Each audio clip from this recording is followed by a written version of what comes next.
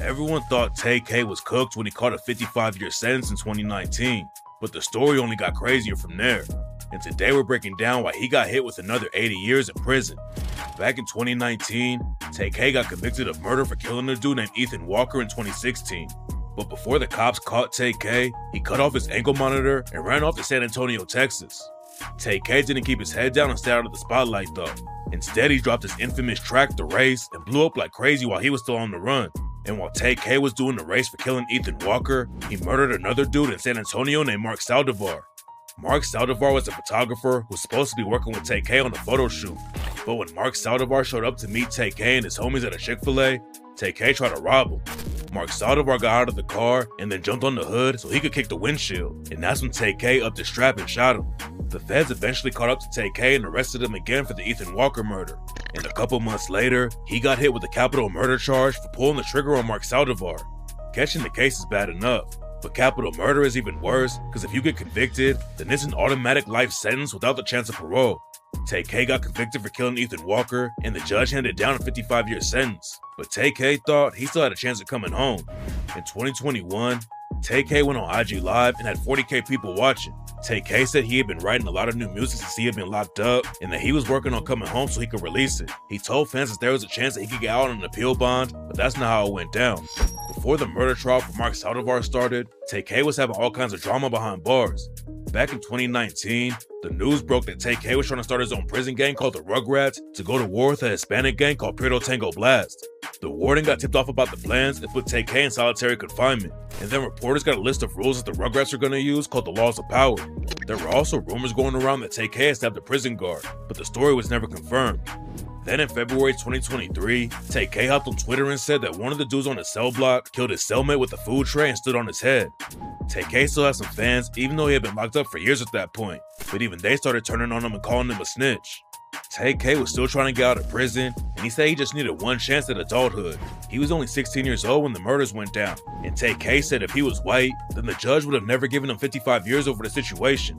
One of Tay K's co-defendants on the Ethan Walker case was a white girl who was the same age as him, and Tay K complained about her being tried as a juvenile while the courts prosecuted him as an adult. It doesn't look like Tay K's gonna get out early on the Ethan Walker case, and now he's cooked for good. Fans were hoping he beat the Mark Saldivar case and eventually get out on parole, but this is how he ended up getting hit with another 80 years in prison. During the trial for killing Mark Saldivar, Tay K's girlfriend Joanna Reyes testified against him and told the court exactly how it went down. According to Joanna Reyes, Tay K asked her to help him find a photographer. Joanna Reyes had seen Mark Saldivar's work on Instagram, so she helped set up the meeting. Joanna was driving the whip with Tay K and his homie, and they went to pick up Mark Saldivar. Apparently, Mark Saldivar had something else come up though, so he asked him if they could do the photo shoot another day. Everyone was cool with it at first, and Mark Saldivar asked him to drop him off at the mall. Joanna Reyes agreed to take him there, but that's when the situation went left. According to Joanna Reyes, Tay K pulled his gun out and told Mark Saldivar to hand over his bag. Mark Saldivar refused to hand over his camera bag, so Tay K and his homie Jalen Bell started hitting him. Mark Saldivar got out and jumped on the hood, and Joanna Reyes said Tay K told her to get Mark Saldivar off of the whip. Joanna couldn't do anything about the situation though, so Tay K opened his door and shot Mark Saldivar. Joanna Reyes said that after they drove off from the murder scene, Jalen Bell gave Tay K a high five and congratulated him for killing Mark Saldivar and said, "You caught your first body."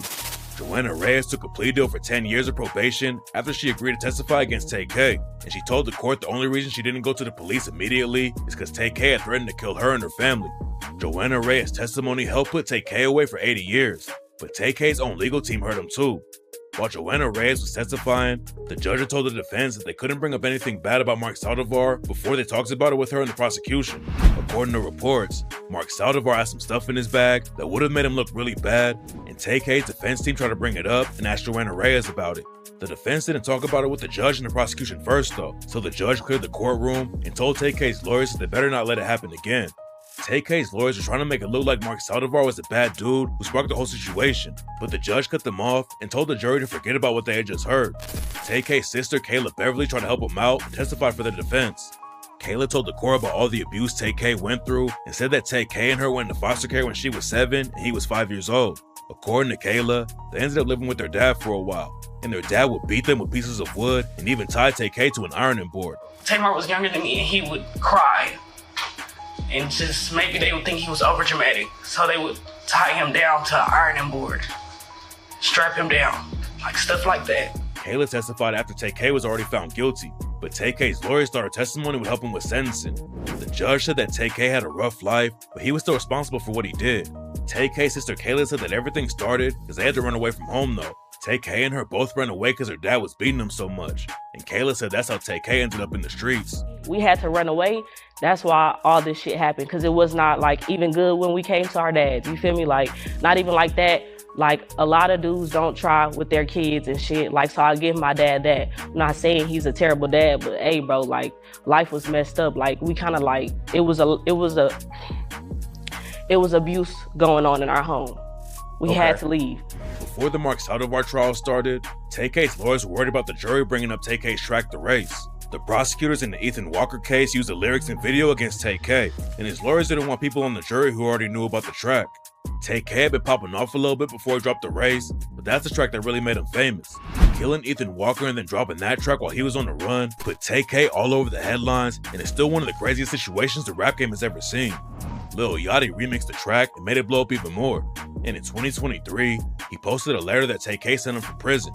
Tay K has some support in the industry, but a lot of people think he would have fallen off even if he didn't get convicted of 2 murders. Tay K's first and only record came out after he got booked for the Ethan Walker murder though, and nobody really knows how far he would have made it in the industry. Back then, a lot of people were comparing him to dudes like YB and Namir, and Namir fell off hard even though he didn't have to fight murder cases.